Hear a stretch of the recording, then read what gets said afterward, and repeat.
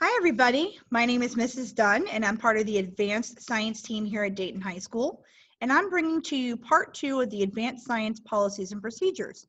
In part 1, Ms. Smith spoke to you about the grading policy, collaboration and group work, or collaboration or group work, it's the same thing, and then academic integrity. So today I'm going to talk to you about procedures for face-to-face and remote learners. I'm going to talk to you about safety expectations for laboratory and COVID. I'm going to talk to you about classroom device guidelines and consequences for misbehavior. So let's get started. Face-to-face procedures. Okay, so face-to-face means that you are here in person in class. Okay, so we have some procedures that we need to make sure that you guys are following on a regular basis. Be in your seat when the bell rings, number 1. Make sure you have your materials and your pencils sharpened. You should immediately start working on your warm-up, and phones should be silenced and put away.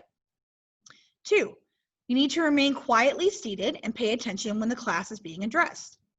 3, heads up, don't sleep. We do not learn by osmosis. 4, all local and school rules apply to the classroom, including those related to things like dress code, electronic devices, language, and gestures, etc. 5, always sit in your assigned seat. Super important.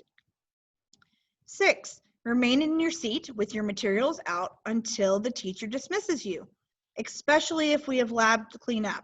Remember that the teacher dismisses you, not the bell. 7, students are not allowed to leave during class to take care of personal business, so please don't ask. You have 5 minutes between classes. Emergencies will be considered on a case-by-case basis. 8, please don't touch your teacher's belongings. Never go into the storeroom. Keep your hands to yourself and don't touch other students' belongings either. 9, make sure you're following all safety rules and instructions. Okay, so let's talk about safety expectations for the laboratory and again in regards to COVID. So make sure that you plan ahead, know your experiment, know the steps of the experiment, know the equipment that you're supposed to use, and make sure that you've thought about any questions that you have ahead of time and ask those questions.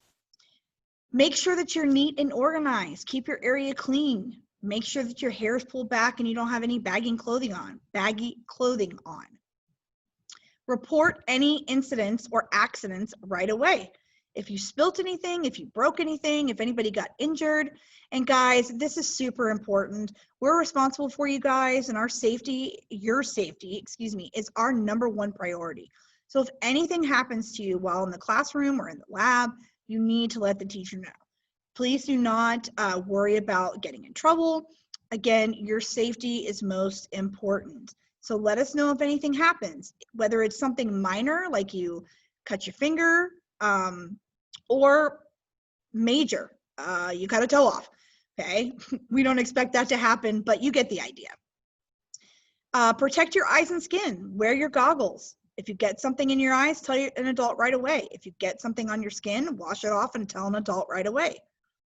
No eating or drinking during a science experiment. This is important. We don't want you guys to ingest anything that will hurt you. Be careful with electrical cords and equipment. Make sure that the equipment looks like it's working properly. Check the cords before you plug them in. Make sure they're not messed up. Make sure the prongs aren't bent. Make sure that your hands aren't wet when you're plugging stuff in. Be careful with hot items. Remember, things don't instantly cool down or instantaneously cool down. So if you've heated something up, grab it with something that protects your hands. And then clean up afterwards. Put everything away, wipe down your work area, wash your hands. All right, so safety expectations for COVID-19. All 4th through 12th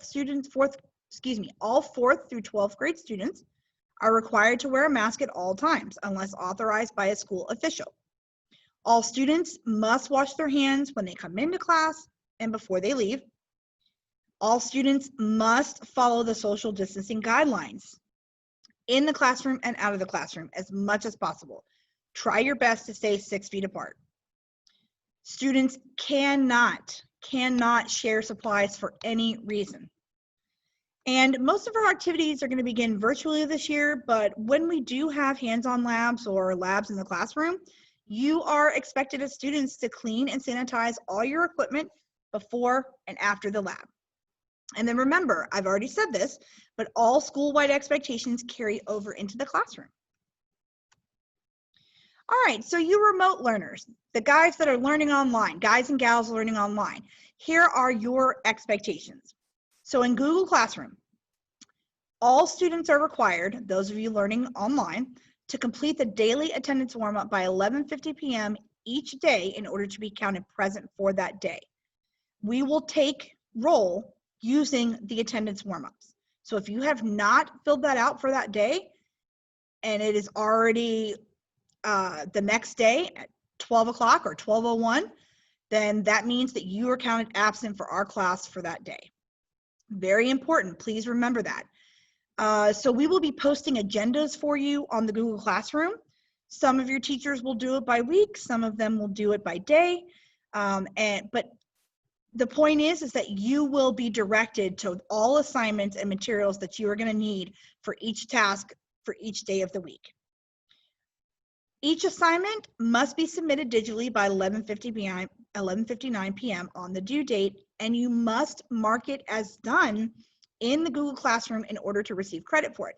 If you don't mark, or if you don't check that mark as done box, then it will not submit properly. Daily assignments are to be completed throughout the week with daily submissions, and all assignments for that week must be submitted by 11:50 p.m. on the due date. Weekly quizzes must be completed each Monday by 11:59 p.m. and these will be over the previous week's material. And then when a test is posted, it must be completed within a certain time frame in order to receive credit. For the virtual classroom, so for those of you that are going to be streaming in to the classroom online, please make sure that you follow these guidelines. So you must either meet in the Google Meet or Zoom at least once a week. So you must stream in at least once a week, either during your class time, if your teacher offers that, or during your teacher's tutorial times.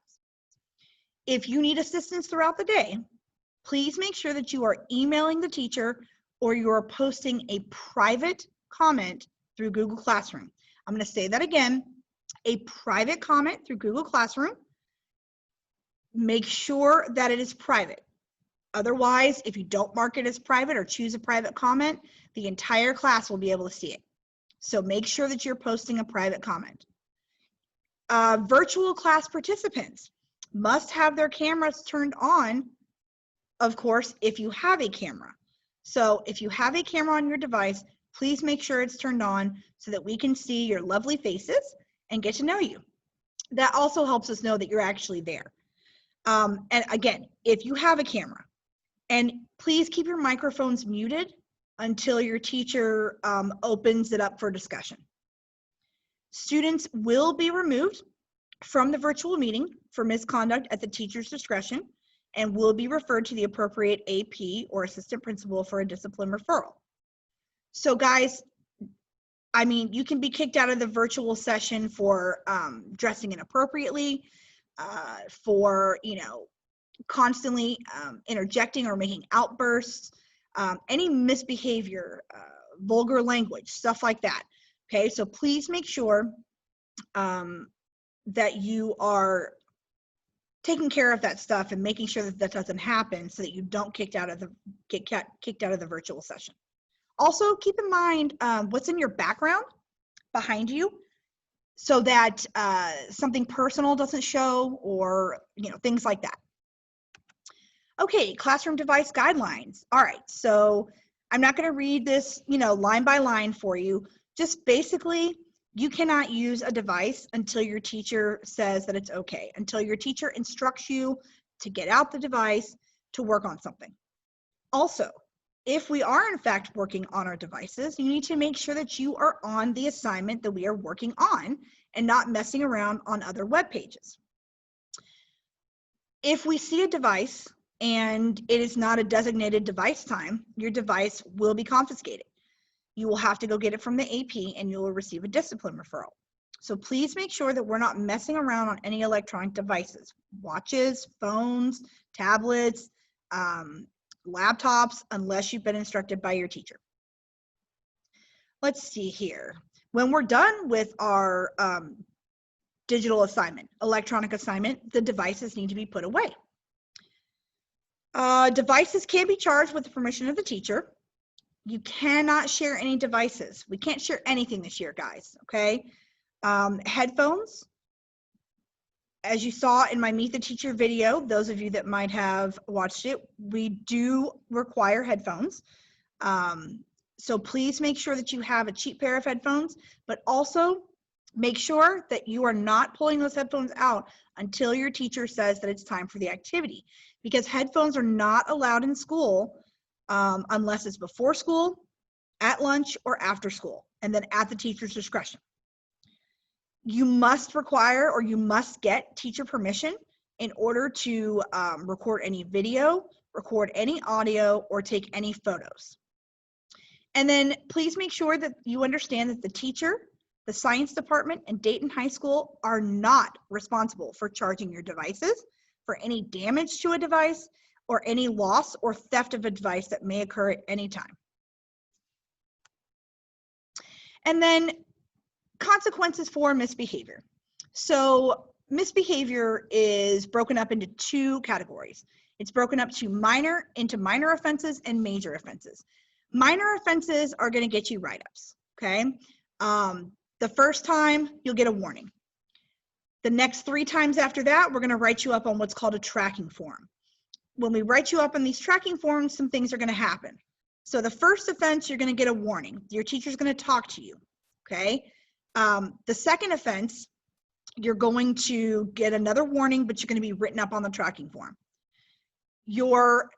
The next offense, so this would be the third time, okay, you'll get another write-up on the tracking form, and your teacher will contact your parents.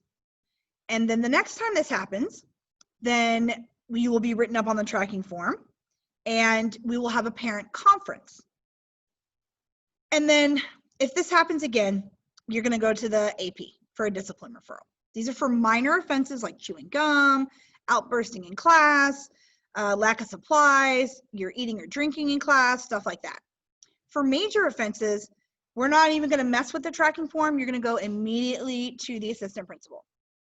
So some examples of this are going to be like fighting. Let's see here. Violation of safety rules, profanity or vulgar language, cell phone use and refusal to turn it in, mask refusal, like you refuse to wear your mask, okay? Guys, we don't expect to be using the management behavior system, but it is out there and you do need to know about it. And when I say we're not expecting to use it, we know that most of you, if not all of you, are going to be little angels and we won't have any issues. All right. So there are 2 other advanced science teachers. So Miss Smith and then there's also Miss Patty and Miss Wood. We are all holding tutorials on Tuesdays and Thursdays after school from 2:40 to 3:15. And this concludes part 2 of the Advanced Sciences Policies and Procedures.